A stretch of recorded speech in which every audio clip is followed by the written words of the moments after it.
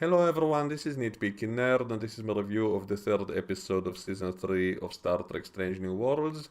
And before I discuss the actual episode, I want to point out a few of the changes in the title sequence. And we get to see a Klingon ship which looks much closer to what Klingon ships are supposed to look like in this time period. And around that starbase that they keep visiting every other episode, there are those domes. And yet now we see that instead of forests, there are now mountains there. And I keep thinking, what's the point of preserving mountains there? And then I noticed that in one of those domes, the mountain looks awfully similar to Vasquez Rocks, and so when I noticed that, that really made me laugh because that place was shown in multiple different Star Trek episodes as different alien planets. That was the place that Kirk fought the Gorn. That was also Mintaka 3, and that's also the place where Raffi from Star Trek Picard was living for some reason. So now that I think about it, maybe when he came to visit her, maybe it wasn't actually on Earth. Maybe it was inside one of those domes and they just let her stay there for some reason. But anyway, what's the point of keeping barren mountains to preserve them inside these domes? Doesn't really make much sense, but it is kind of funny when I recognize that place. And now let's get to the actual episode, which is also kind of a sequel episode to one of my favorite episodes of this whole show, which was called Under the Cloak of War, in which we got to see Mabenga's backstory, that he used to be some kind of special forces during the Klingon War. And in that episode, he came face to face with one of the war criminals he was fighting, who was now pretending to be a peaceful diplomat, and he basically murdered him in the end of the episode and covered it up as self-defense. And the episode was made in such a way that it was ambiguous. We didn't really know what actually happened. It was kind of all behind a blurred screen. So we didn't really know for sure if he deliberately murdered him, and yet this episode answers that question. And it's kind of weird how in this episode Pike, who learns the truth, totally accepts it and is totally fine with it and doesn't do anything with it. So that was a little bit weird, since they always showed Pike to be such a by-the-book kind of Starfleet officer, and now more and more, and especially in this season, he violates orders and he hides the truth from Starfleet in every other episode. And it's also interesting how during that episode, Under the Cloak of War, they kept showing us flashbacks from the Klingon War, and yet all the Klingons we saw there had long hair. And yet in Star Trek Discovery, they specifically said that all the Klingons shaved their hair during the war, and only after the war they grew their hair back. So how come when we saw those flashbacks from the Klingon War, all the Klingons we saw had long hair? So maybe you can come up with excuses and saying there are different groups of Klingons and not all of them follow the same traditions, but still it's an obvious continuity kind of retcon. And it's funny that this show was born from Star Trek Discovery, and yet it keeps disregarding things from that show. And also in this episode they specifically mentioned that the Klingons and the Federation were using space mines during the war. And yet this same Pike said in Star Trek Discovery that the Federation does not permit the use of mines. And yet in this episode he specifically says that the Federation was using mines during the war, so make up your mind. Also, it seems they totally forgot that the Klingons had cloaking technology during the war, since, Ortega says that during the war, the Klingons were hiding their ships behind something to not be detected. And I keep thinking, why are they forgetting that the Klingons had cloaks already during the war? And I can get why they're not using it now, since we know that Starfleet found a way to detect them, so maybe that's why the Klingons don't bother using those kind of cloaks anymore. Maybe later on they will get a new type of cloak and will start using cloaks again. But Ortega specifically said that during the war they were using all kinds of ways to hide their ships, but no mention of a cloaking device whatsoever, which might be fixing the mistakes of Discovery. But this show is set directly after Discovery and it comes from Discovery, so how can they just ignore everything from that show? And as much as I complained about the previous two episodes, at least they were visually entertaining, and yet this one felt kind of poor in comparison. And even though it did have a bunch of action scenes, but the execution was just terrible. And also, once again, no real originality or creativity, so now it's zombies. So as always, they're ripping off other movies and shows and not really inventing anything new whatsoever. So when will we finally get an episode with some kind of new idea? Or at least an idea that wasn't done to death, literally, like the zombie idea.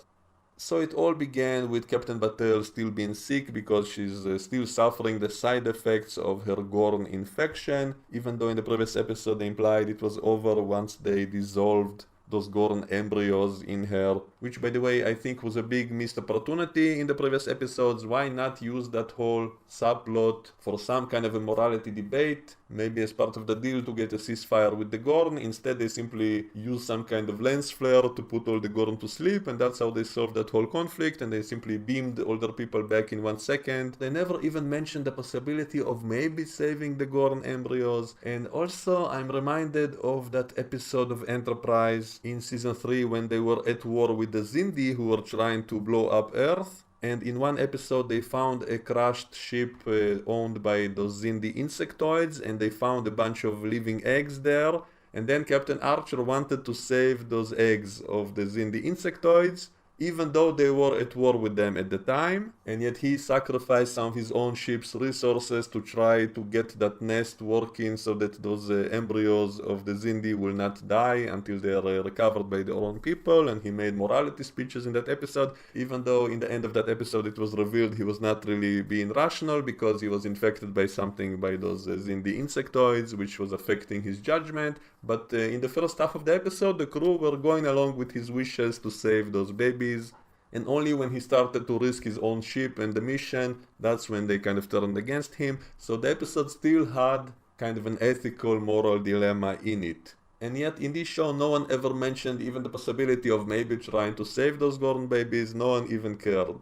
And I thought it's a missed opportunity that that whole plot line didn't actually go anywhere. But at least now we know that it's not over yet, that actually her own DNA was kind of fused with the Gorn or something. And so maybe later on she will turn into kind of a half Gorn hybrid. Maybe they can actually use it to explain away all the continuity problems with the Gorn, since the Gorn we saw in TOS were much more humanoid looking, so maybe they can use this plotline to somehow explain it later. So anyway, they figure out that the only way they can save her life is by getting some rare flower from some planet that used to have a Federation research facility which was abandoned because of the Klingon War, and no one ever bothered to take any samples of that plant back to the Federation. So that also makes no sense, especially, you know, in Discovery they had that whole idea of the seed ship which was keeping samples from all the plants of the whole galaxy. So how come no one ever bothered to take any seeds or samples from that flower which was so important for their research, and yet they never bothered to take anything or send anything to the Federation?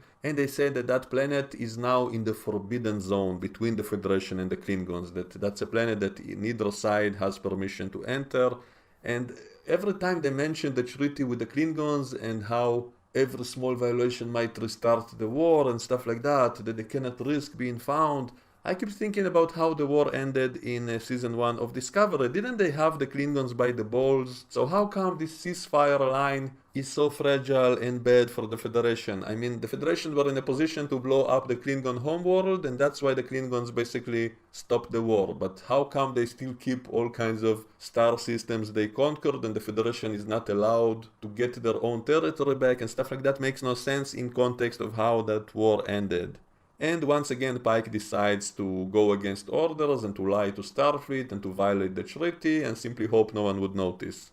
And why not simply ask for the Klingons for permission to go there? I mean, you just have to go there for a second to pick up a flower. Is it really so hard to arrange some kind of deal with the Klingons to allow that? I mean, previously in this show they showed that the relations with the Klingons are not that bad and not that fragile, that they did have diplomats from the Klingon Empire, they did meet Klingons to have a drink with them and stuff like that. So is it really so hard to convince the Klingons to allow a short visit to that planet for medical purposes? So that was also kind of fishy. And when they get to that planet, once again we see that the whole planet is surrounded by a whole bunch of asteroids, and Ortega has to fly amazingly between all of them, and they constantly have to pat her on the back, and she even pats herself on the back. I'm such an amazing pilot. And it's really getting repetitive and annoying in the show of how much they're praising her. At least one good thing in this episode is that in the end they finally punish someone for insubordination, because that was also a problem across this whole show, that everyone can do whatever they want without any consequences. And at least in the end of the episode they kind of punish her by grounding her for 2 weeks or something. So it's a slap on the wrist, but at least it's some kind of consequence for her behavior.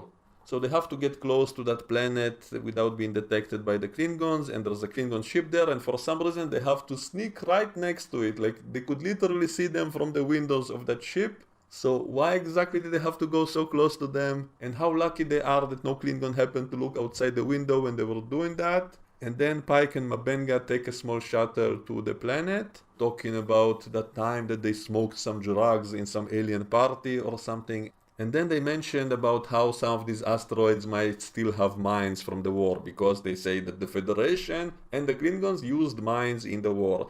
And that annoyed me because of that dialogue from Discovery, which they clearly forgot. So it's really funny how many mistakes they have in their own continuity, since it's supposed to be a continuation of these same characters who appeared in Star Trek Discovery.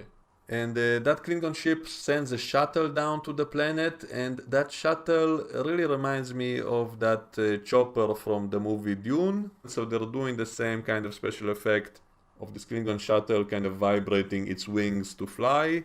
Even though isn't it supposed to be a spacecraft, so why should it rely on anything to do with the air? So that is a little bit weird.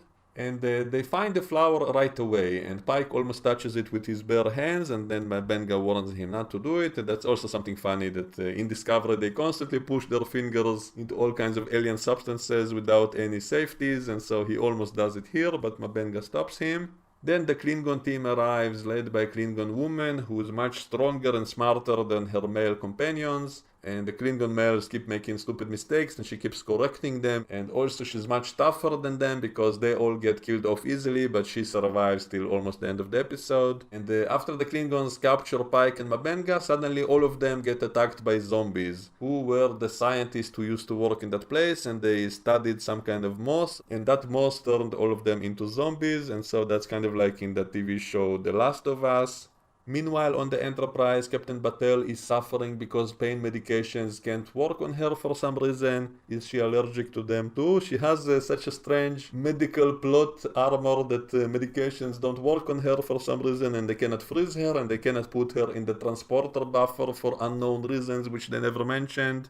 So she has mere days to live if they don't get that flower. And then Spock tries to use a mind meld on her to help her deal with the pain because pain medications don't work on her.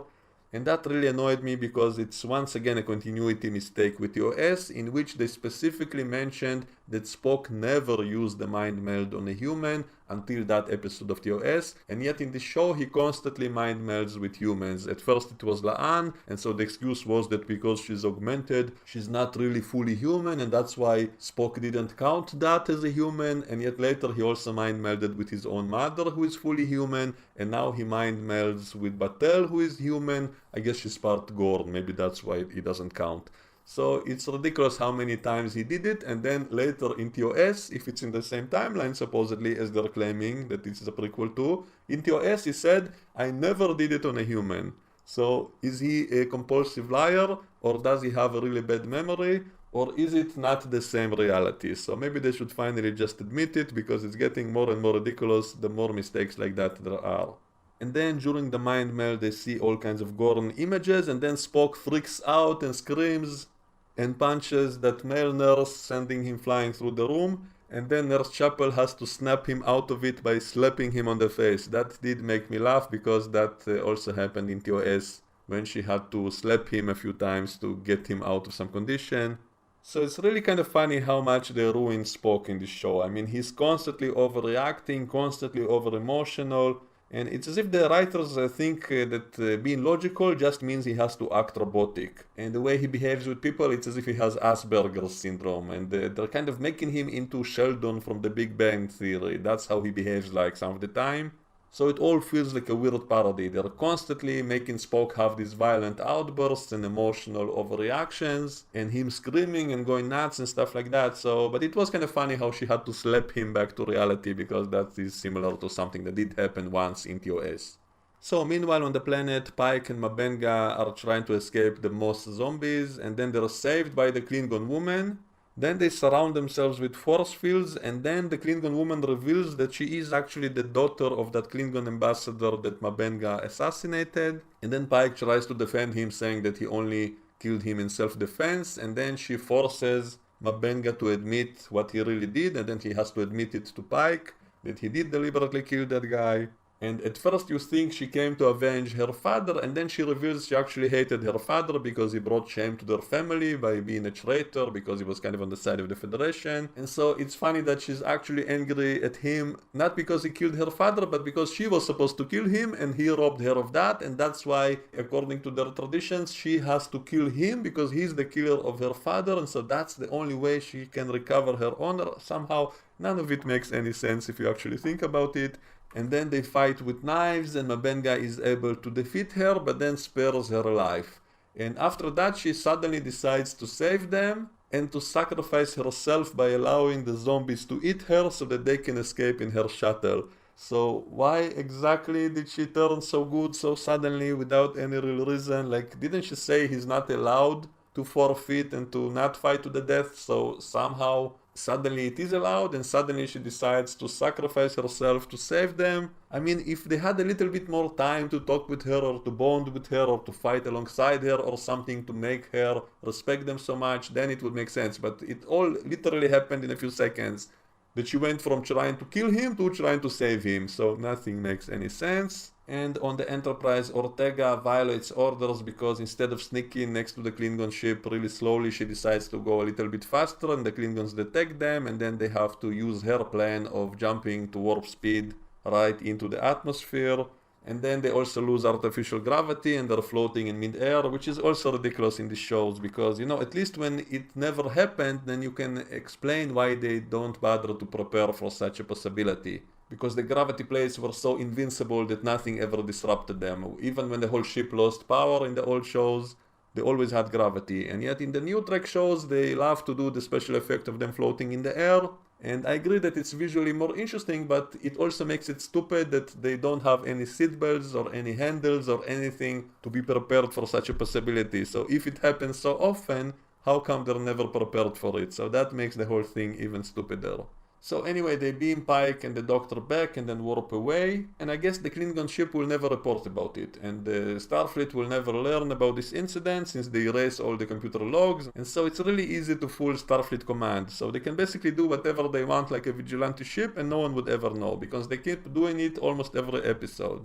And Pike tells Mabenga that he will not report the truth about him. At least Ortega does get a slap on the wrist for her insubordination, so at least some kind of consequence for such behavior, so finally something in that regard. And it was cool to see the NX-01 on the wall behind her, as well as the Phoenix, Cochrane's first warp ship. And no episode of the show would be complete without a scene of Pike in the kitchen, so we do have a scene like that here, but at least he's not cooking in the kitchen, he only came there to hug Batel and tell her how scared he is that she's going to turn into a half-Gorn hybrid. So I am curious to see where they're going with it. Will she turn into those kind of Gorn that we saw in TOS, who were much more human looking? And now that I think about it, we actually did see such a Gorn in Star Trek Discovery. We saw a skeleton of a Gorn which looked exactly like the one from TOS in Lorca's laboratory on the Discovery back in season 1 of Discovery.